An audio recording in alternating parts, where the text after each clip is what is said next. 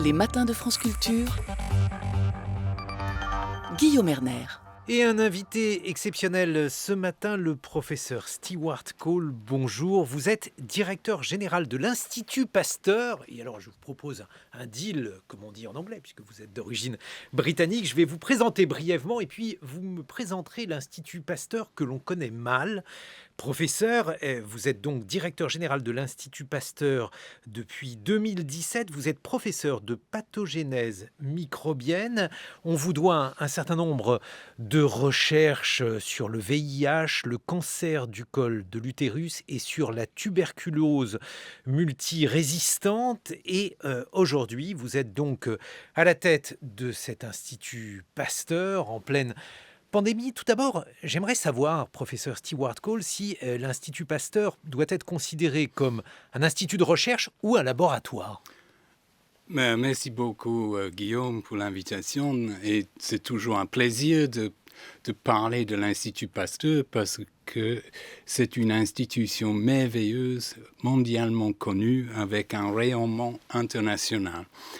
L'Institut Pasteur est une fondation privée reconnue d'utilité publique qui a été fondée par Louis Pasteur, un des plus grands savants de l'histoire du monde, il y a 133 ans. Il a fondé son institut grâce à son succès en développant le vaccin contre la rage et il a fait appel à la générosité publique pour justement financer la construction de cet institut. C'est un modèle qui perdure jusqu'à nos jours. Nous vivons beaucoup grâce à la générosité publique et le soutien très généreux des Français et des étrangers. Pour répondre à votre question, l'Institut Pasteur est à la fois un centre de recherche de renommée internationale. Nous enseignons aussi la microbiologie et des disciplines associées. Nous pratiquons la santé publique et encore plus important, nous essayons de valoriser nos découvertes. Louis Pasteur était un homme extraordinaire qui a déposé un nombre incroyable de brevets parce qu'il croyait que faire la recherche, c'était pour répondre à un objectif précis et, si possible, d'apporter une utilité à nos concitoyens. Nous sommes toujours fidèles à ces valeurs et je me bats férocement pour les faire respecter. Professeur Stewart Cole, l'opinion publique française s'est étonnée. Alors, je vous laisserai qualifier la chose que Pasteur n'ait pas encore trouvé de vaccin, qu'il n'y ait pas eu de vaccin Pasteur. Bref, comment définiriez-vous la situation actuelle par rapport à la recherche d'un vaccin et quelles sont les raisons de cette situation? Là, je suppose que vous faites référence au vaccin contre la COVID, mais il faut que je vous rappelle que dans son histoire, l'Institut Pasteur a mis au point beaucoup de vaccins.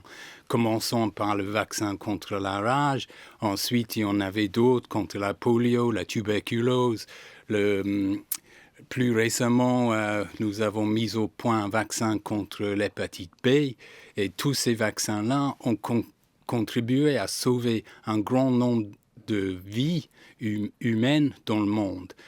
Nous avons lancé un programme de recherche sur la COVID-19 dès l'annonce par les Chinois que le SARS coronavirus 2 était responsable de cette maladie. Et quelques mois après la publication de sa séquence, nos chercheurs ont commencé à développer des candidats vaccins.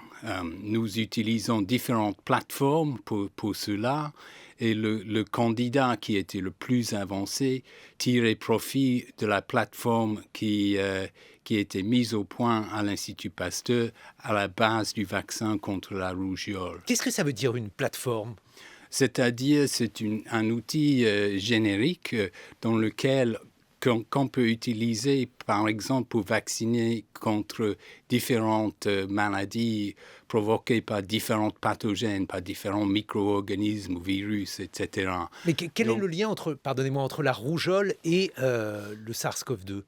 Donc, le vaccin contre la rougeole est un des plus sûrs du monde qui a été utilisé en des milliards de doses.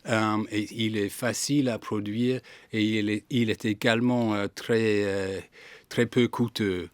Donc, en modifiant le génome du virus de la rougeole, on peut insérer des gènes issus du SARS coronavirus 2. Et c'est ce qui a été fait à l'Institut Pasteur en insérant donc le gène de ce qu'on appelle la spicule, la protéine S, la spicule à la surface de la couronne. Là. Le pic. Le pic, voilà. Et on a donc lancé un programme de développement préclinique pour identifier un candidat vaccin. Ce programme a réussi et nous avons aussi, pour financer les essais cliniques, levé des fonds à l'étranger grâce à la coalition ACEPI, la Coalition for Epidemic Preparedness Innovations.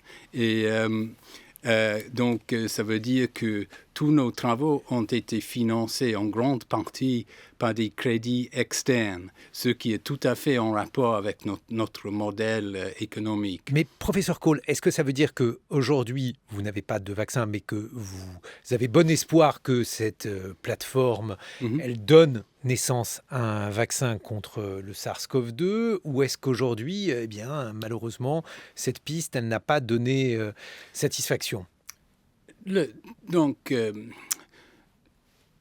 La plateforme rougeole a donné lieu à une série de candidats. Un de ces candidats a été sélectionné et est parti en essai clinique en partenariat avec la société pharmaceutique MSD.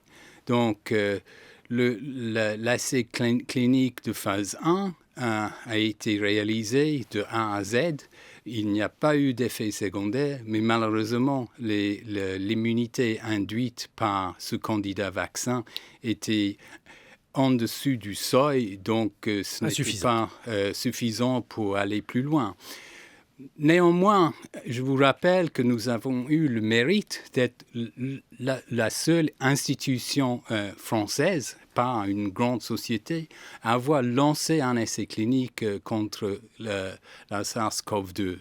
Et bien évidemment, nous avons d'autres candidats dans notre pipeline et nous allons aussi apprendre de ce petit contretemps que nous avons vécu lors du premier essai clinique pour dessiner, pour mettre au point des candidats plus performants. Quelles sont les différentes pistes thérapeutiques aujourd'hui, professeur Cole, que vous avez à votre disposition contre le coronavirus ? Des pistes thérapeutiques, donc voulez-vous dire par cela, par des petites molécules, par des anticorps monoclonaux? C'est vous le professeur de microbiologie, donc quelles sont les différentes... J'aime donner le choix à mes interlocuteurs. C'est-à-dire plus on aura de pistes thérapeutiques, plus je serai réjoui que... Oui, peut-être je peux parler de quelque chose qui m'excite particulièrement en ce moment.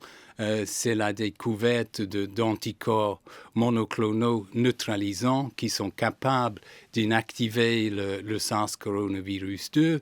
Et une de nos équipes a fait une découverte fort intéressante à mes yeux en identifiant un anticorps monoclonal, donc issu d'un sujet convalescent.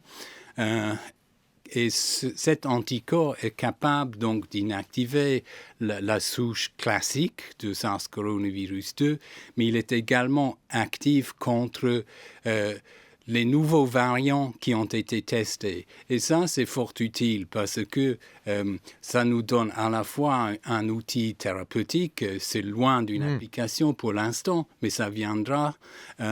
Mais c'est aussi extrêmement important pour comprendre la pathogénèse et l'évolution de ce virus. Donald Trump a été soigné avec un anticorps monoclonal produit par la société Regeneron. Exactement. Est-ce que vous vous fondez sur le même type de technique? En quoi votre technique différerait-elle de celle développée par Regeneron? Parce qu'on a expliqué à l'époque que c'était justement possible pour soigner le président des États-Unis, mais qu'il était impossible de faire en sorte que cette technique soit développée à trop grande échelle. Oui, c'est une technologie qui, je dirais, qui est utilisée couramment en oncologie pour le traitement de cancer. C'est peu utilisé en infectiologie. Mais là, je vois un grand avenir. Je dirais, ça pourrait être une technologie révolutionnaire pour le traitement des maladies infectieuses. Cependant, à ce stade, c'est relativement coûteux. Mais comme vous savez, Guillaume, le coût diminue au cours du temps avec les avancées technologiques et les économies d'échelle. Donc, je suis relativement optimiste que les anticorps monoclonaux auront un avenir dans la lutte contre certaines maladies infectieuses et pourquoi pas contre la COVID. L'outil de Regeneron qu'a, semble-t-il, guéri le président Trump n'est pas actif contre les nouveaux variants. C'est un cocktail de 2 anticorps monoclonaux. Or, le nôtre, il a cet avantage majeur d'inactiver donc ces nouveaux variants qui sont assez préoccupants en ce moment.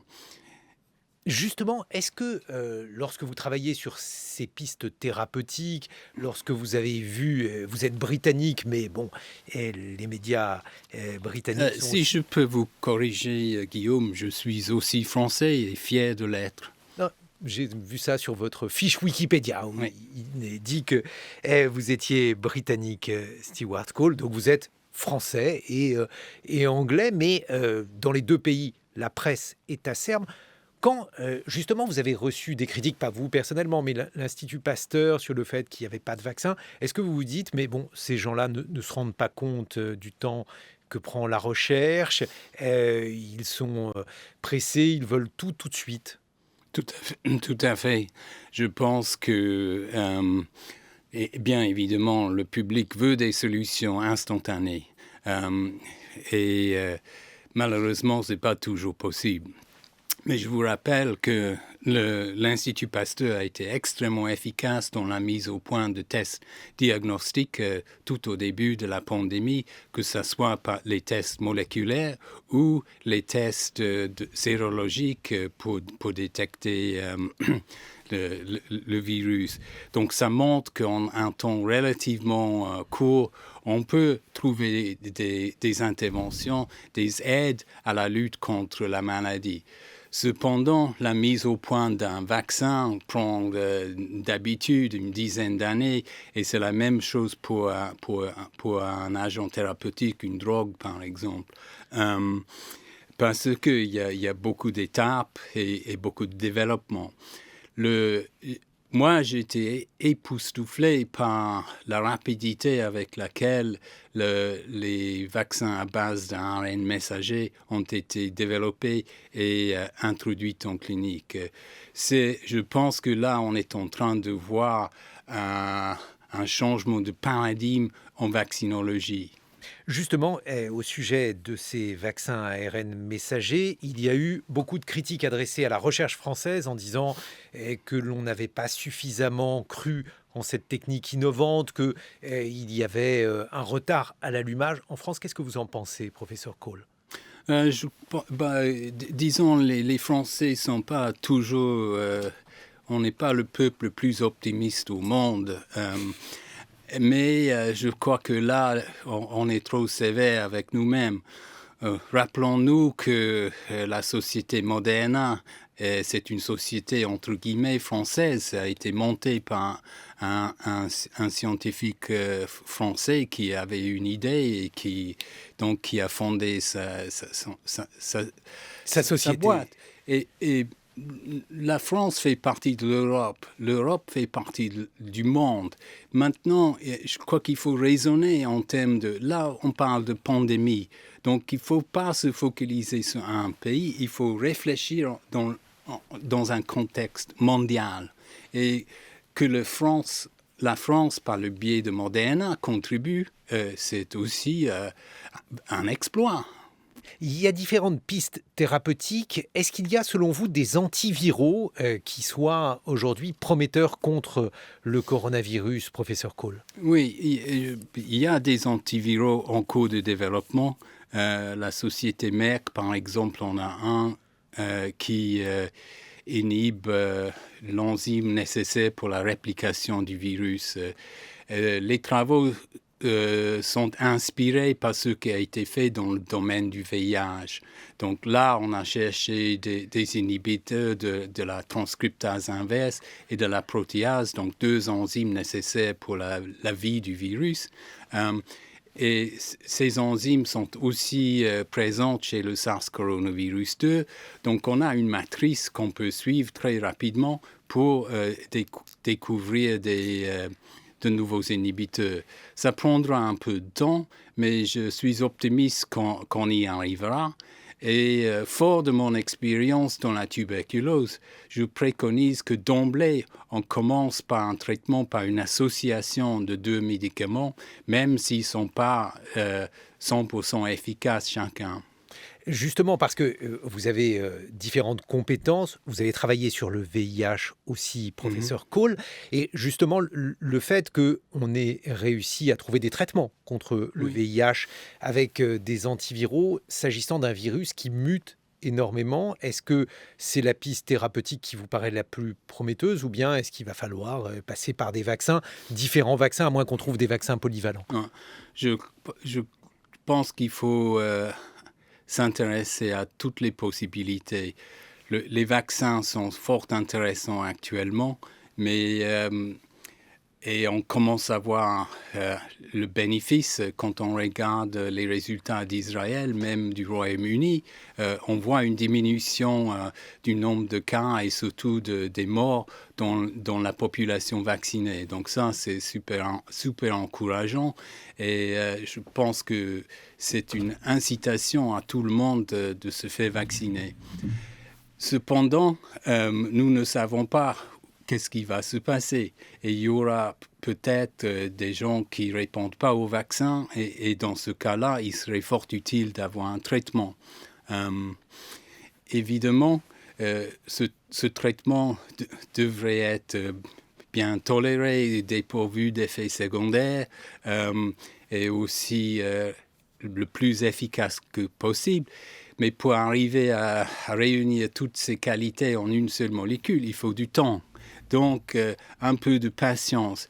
Et peut-être c'est important que le public se rende compte qu'on peut chercher des solutions, mais ce n'est pas instantané. On va continuer à en parler. Professeur Stewart Cole, vous êtes le directeur général de l'Institut Pasteur. On se retrouve dans une vingtaine de minutes pour continuer d'évoquer la recherche en général et la manière dont aujourd'hui cette recherche est mondialisée et puis également les différentes maladies sur lesquelles l'Institut Pasteur travaille parce qu'il n'y a pas que le coronavirus. Vous avez également beaucoup travaillé vous-même à titre personnel sur le cancer, sur le VIH, sur la tuberculose. 8h sur France Culture, excellent réveil. 7h, 9h, les matins de France Culture, Guillaume Erner. Nous retrouvons notre invité, le professeur Stewart Cole. Vous êtes directeur général de l'Institut Pasteur. Vous êtes professeur de pathogénèse microbienne. Vous avez travaillé sur toute une série de maladies, le VIH, le cancer du col de l'utérus, la tuberculose multirésistante. Maintenant, vous êtes donc à la tête de l'Institut Pasteur, qui est une fondation privée. Et Stewart Cole, il faut expliquer en quoi l'Institut Pasteur existe un peu partout à la surface du globe, avec des instituts Pasteur dans différents lieux. Comment l'Institut Pasteur fonctionne-t-il à l'échelle de la planète?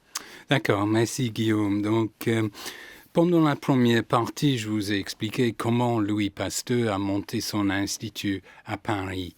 Mais Pasteur était quelqu'un qui était vraiment tourné vers le monde externe. Il voulait que les travaux réalisés à Paris puissent bénéficier d'autres populations. Et donc, il a encouragé ses élèves, ses lieutenants, d'aller à l'étranger et de partager le savoir-faire avec d'autres populations. Je peux citer par exemple Albert Calmette qui, en 1882, je crois, est parti à Saigon. Et là, il a monté l'Institut Pasteur de Saigon. Je peux aussi citer Alexandre Yersin qui est parti à Hong Kong. Yersin, c'est là où il a découvert le bacille de la peste et donc contribué à maîtriser une autre épidémie mortelle. De nos jours, le réseau des Instituts Pasteur comporte 32 membres, c'est-à-dire 32 instituts qui ont des statuts assez différents. Il y en a qui sont très proches de la France, et Guadeloupe, Guyane évidemment, mais aussi par exemple des instituts en Afrique de l'Ouest comme l'Institut Pasteur de Dakar.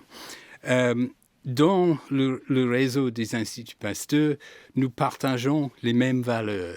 Nous sommes fidèles à la même mission que Louis Pasteur a définie pour son institut tout au début. Nous partageons notre savoir-faire et on a fait cela, par exemple, pendant la crise Covid. Le Centre Pasteur à Hong Kong a mis à disposition les kits diagnostiques qu'il avait développés avec d'autres partenaires du réseau. Nous avons fait du même à partir de Paris. Parmi les instituts Pasteur les plus récents, je peux citer l'Institut Pasteur de Corée, donc à Séoul. Et cet institut est spécialisé dans les approches thérapeutiques. Eux, ils ont découvert 2 molécules qui avaient une activité contre le SARS-CoV-2. Et ces 2 molécules sont actuellement maintenant en essai clinique pour voir s'ils sont capables de guérir la maladie. Certains de ces essais cliniques ont lieu en France et d'autres dans le réseau des Instituts Pasteur, notamment à Dakar. Là, je pense que je vous montre la connectivité au sein du réseau, la collégialité et le partage des avancées. On voit donc que c'est un institut qui est très mondialisé, j'allais dire comme la pandémie Stewart Cole, mais justement, est-ce que l'on comprend aujourd'hui la disparité des manières dont les différents pays vivent cette pandémie? On voit qu'il y a différentes vagues, qu'il y a différentes manières pour les pays de vivre avec le coronavirus. Certains ont peu de victimes, d'autres en ont plus. Les choses varient. Bref, est-ce qu'il est possible d'y voir un peu plus clair ou bien y a-t-il des choses qu'on ne comprend pas dans cette épidémie, professeur Cole? Il y a des choses qu'on commence à comprendre et d'autres où nous ne voyons absolument pas clair. Vous avez évoqué les disparités, Guillaume, et ça s'est vu au niveau de la sévérité de la pandémie. Au début, on se faisait beaucoup de soucis pour le continent africain et la première vague les a touchés, mais de manière très, très modeste. Actuellement, peut-être la situation est en train de se changer quand on regarde ce qui se passe en Afrique du Sud avec l'arrivée de ce nouveau variant qui semble être plus résistant aux vaccins qui ont été testés en Afrique du Sud, et j'insiste sur ce point. Plus létal? Non, il y a des évidences comme quoi le vaccin, son efficacité est un petit peu diminuée contre cette souche, mais ça ne veut pas dire que c'est néant. Mais est-ce que ce variant sud-africain, ou baptisé sud-africain, serait plus létal que le variant dit britannique ou bien que la souche traditionnelle du coronavirus?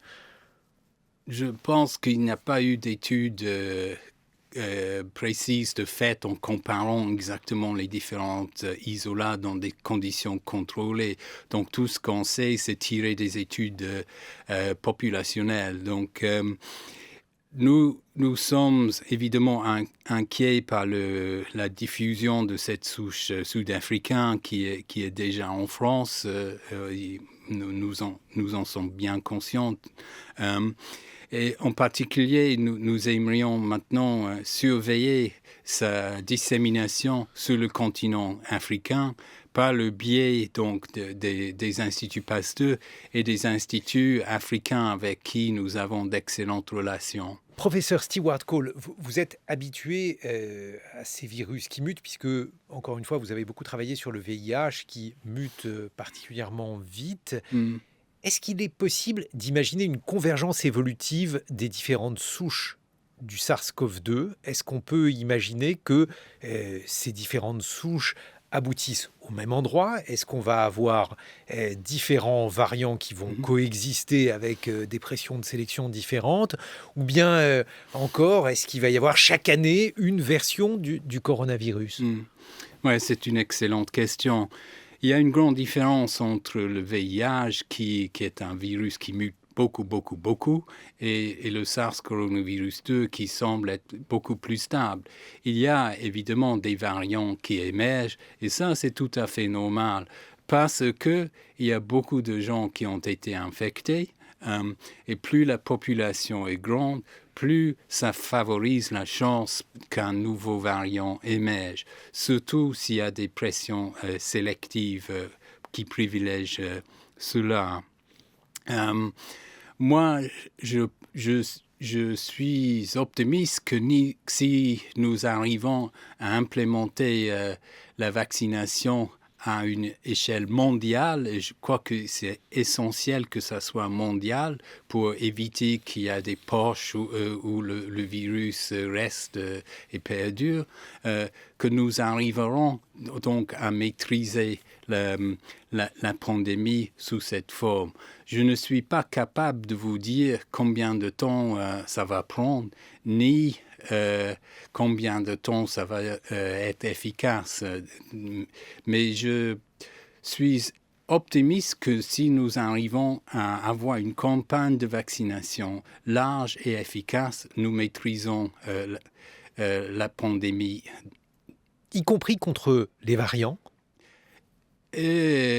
Bon, on a parlé en première partie de la réactivité et de la réponse des chercheurs à l'Institut Pasteur pour trouver des interventions, mais on peut également citer par exemple les sociétés pharmaceutiques qui actuellement sont en train de construire de nouveaux vaccins qui portent justement les mutations qui sont caractéristiques des nouveaux variants.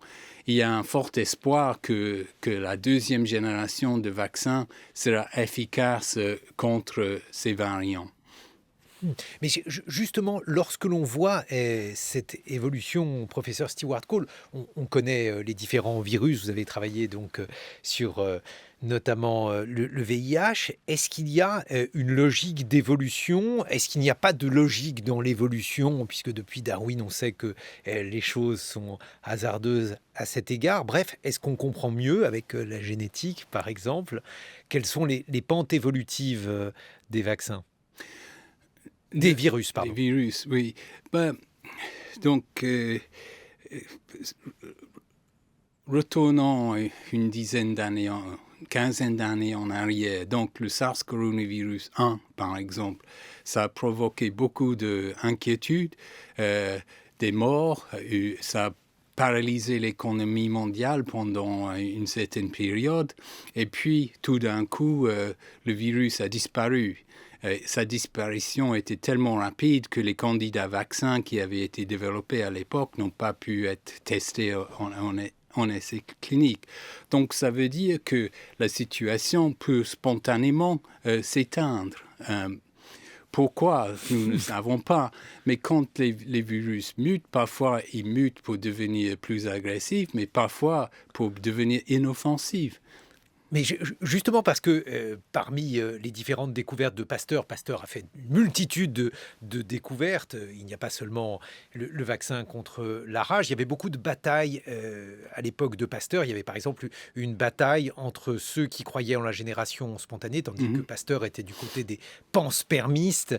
Professeur Cole, est-ce que l'on peut imaginer qu'aujourd'hui, on ait ce type d'ignorance? Puisque aujourd'hui, évidemment, les partisans de la génération spontanée nous feraient sourire. Il suffit d'avoir suivi quelques leçons de biologie pour savoir que la génération spontanée n'existe pas. Est-ce qu'on peut imaginer qu'on ait le même type d'ignorance, de naïveté par rapport au virus? Je crois que, en tant que chercheur, c'est mon devoir d'expliquer au public qu'est-ce que c'est un virus, pourquoi ça existe, comment ça peut évoluer et comment ça peut disparaître. Il est capital que la communauté de la recherche dialogue avec le grand public, qu'on explique pourquoi nous travaillons, comment nos découvertes peuvent servir notre société, être au bénéfice de nos concitoyens. Dans le plan stratégique de l'Institut Pasteur, nous avons lancé un volet tourné vers l'ouverture de l'Institut vers la société. Et moi, je mets un point d'honneur à intervenir quand on m'invite pour faire des exposés sur les travaux de l'Institut Pasteur, comme vous l'avez gentiment fait aujourd'hui, mais aussi si l'homme de la rue veut des explications, je suis à sa disposition. Alors, justement, en termes d'explication, vous avez aussi travaillé sur la tuberculose. Et Oui. L'un des enjeux de santé mondiale aujourd'hui, c'est que l'on évite des souches de tuberculose résistantes aux antibiotiques. Est-ce qu'aujourd'hui, on a avancé dans ce domaine, professeur Cole?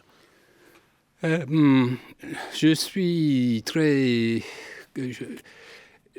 admiratif de tout ce qui a été fait dans les années 50 et 60 à l'Institut Pasteur, parce que c'est là, avec Georges Canetti, que la première génération de polychimiothérapie contre la tuberculose a été développée, évidemment en collaboration avec d'autres chercheurs dans le monde, notamment les Britanniques.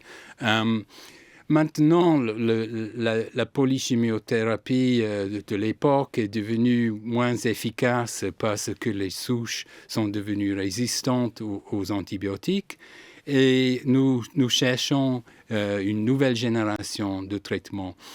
Grâce à des fonds de la Commission européenne et des partenariats avec l'industrie pharmaceutique et aussi grâce à la fondation Bill et Melinda Gates, il y a une grande initiative maintenant pour trouver la prochaine génération d'antituberculeux et un certain nombre d'eux sont déjà en essais cliniques avancés, voire à la fin de la phase 3.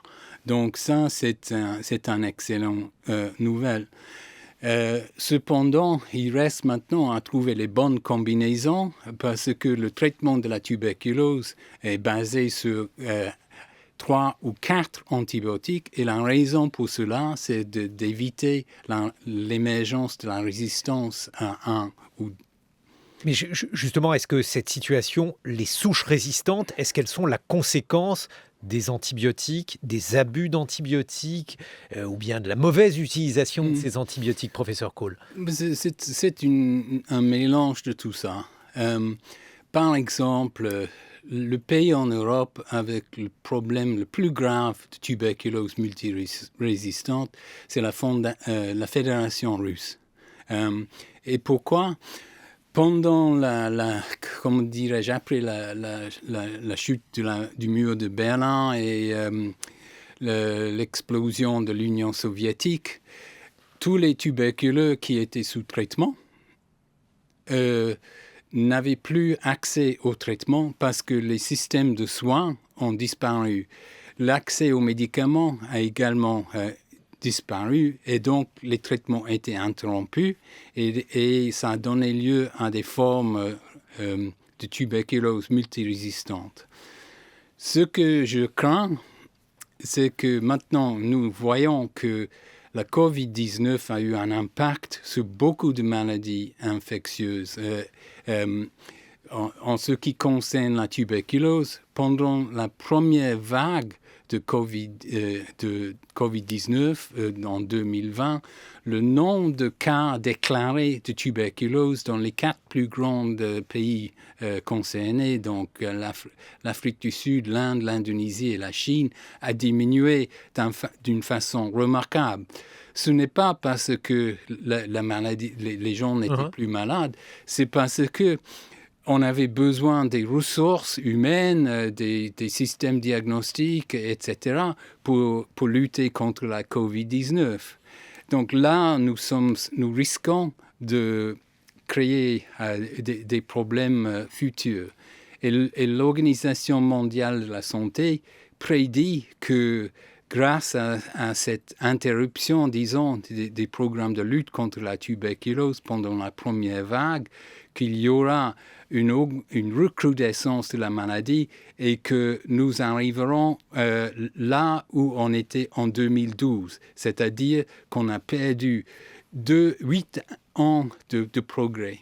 Mais justement, quand on prend ces souches résistantes de la tuberculose, donc là, elles sont résistantes aux antibiotiques qu'on a utilisés, est-ce qu'on peut imaginer avoir la même chose avec le coronavirus suite à la vaccination? Est-ce qu'on pourrait imaginer que la pression de sélection, elle va favoriser des souches, des variants qui sont résistants au vaccin, professeur Cole? C'est connu dans d'autres domaines que un vaccin très efficace exerce une sélection positive, donc une pression forte, et qui peut permettre l'émergence d'un variant d'échappement. Un variant d'échappement, c'est un variant résistant. Oui, si vous voulez, oui. Mais donc là, c'est une assez mauvaise nouvelle. Non, ce n'est pas une bonne nouvelle, mais on a vu ça dans le passé et on est arrivé à le vaincre. Là, ce qui m'impressionne encore une fois, c'est la réactivité des chercheurs et les sociétés pharmaceutiques avec le développement de la deuxième génération de vaccins anti-Covid. Et comme je vous ai dit, j'étais épaté par le succès des vaccins à base de ARN messager. Et ça, c'est une plateforme qui est très facile à adapter, à modifier. Et ça nous permettra donc de faire un cocktail, de faire un vaccin polyvalent contre les variants qui sont connus actuellement. Il faut également évoquer les autres recherches. Alors, il y en a une multitude, mais vous, à titre personnel, professeur Cole, vous avez par exemple travaillé sur le cancer du col de l'utérus. Aujourd'hui, sur ce type de cancer, où en est-on? Que peut la médecine?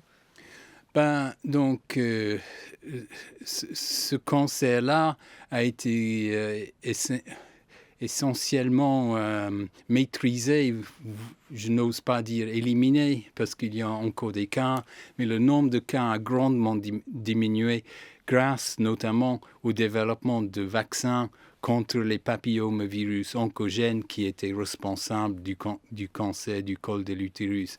Donc c'est un brillant exemple d'une réussite en vaccinologie. Mais justement, quel est le lien entre un virus et un cancer? Expliquez-nous, professeur Cole, comment se combinent les deux. Donc, dans le cas des virus papillomes, le virus infecte nos cellules, et là, en l'occurrence, le col de l'utérus. Et une fois que les cellules sont infectées, elles sont détournées de leur propre fonctionnement suite à l'entrée du virus à l'intérieur. Il détourne la machine cellulaire et les cellules commencent à proliférer de manière désorganisée et donc ça provoque l'apparition de tumeurs. Et c'est cela donc, qui est... Et grâce au vaccin contre les papillomavirus, maintenant on craint beaucoup moins ce genre de cancer. Quelles sont les pistes thérapeutiques qui vous paraissent les plus prometteuses cette fois-ci pour les cancers en général, professeur?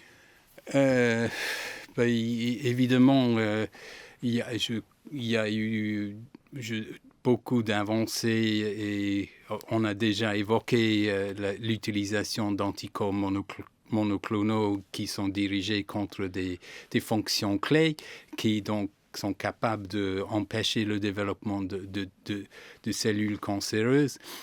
Il y a également ce qu'on appelle donc la thérapie CAR-T, où on utilise des cellules qui ont été programmées in vitro pour cibler les cancers.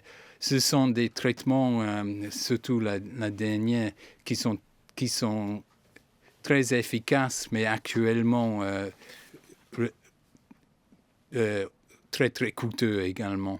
Et ça veut dire donc là aussi qu'il va falloir travailler sur, alors vous évoquiez tout à l'heure les économies d'échelle, le fait que lorsqu'un traitement se diffuse, mais est-ce qu'on va aller de plus en plus pour les cancers à des traitements qui sont des traitements adaptés aux patients? Est-ce que ça veut dire qu'on tourne la page des traitements qui sont des traitements, j'allais dire collectifs, le terme est impropre, mais en tout cas qui peuvent s'adapter à différents cas?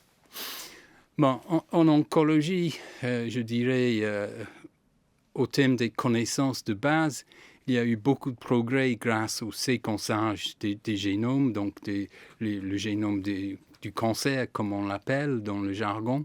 Là, maintenant, nous sommes capables d'identifier des mutations qui ont une association forte avec tel ou tel cancer, le sein, le prostate, etc. Et donc, fort de ces connaissances, on peut développer des traitements ciblés.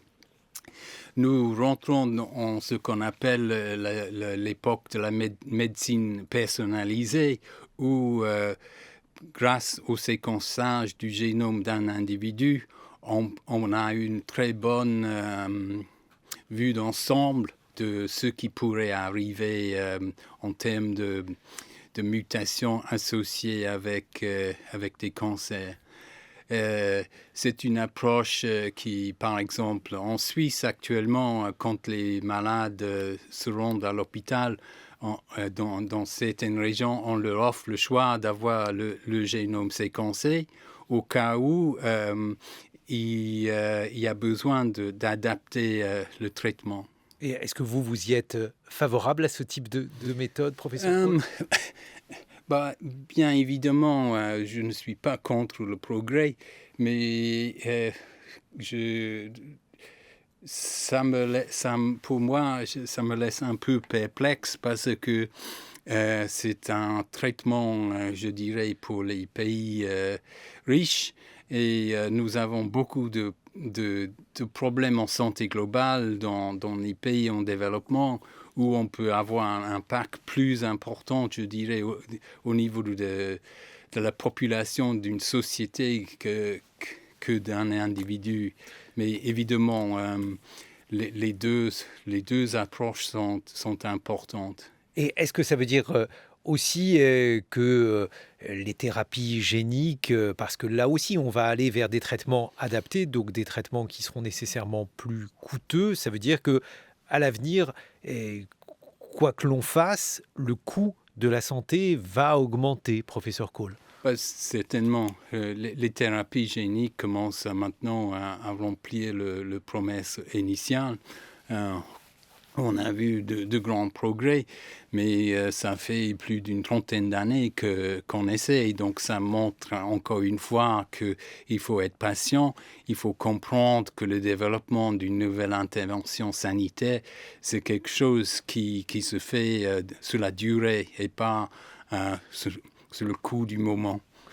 Professeur Cole, je rappelle que vous êtes directeur général de l'Institut Pasteur.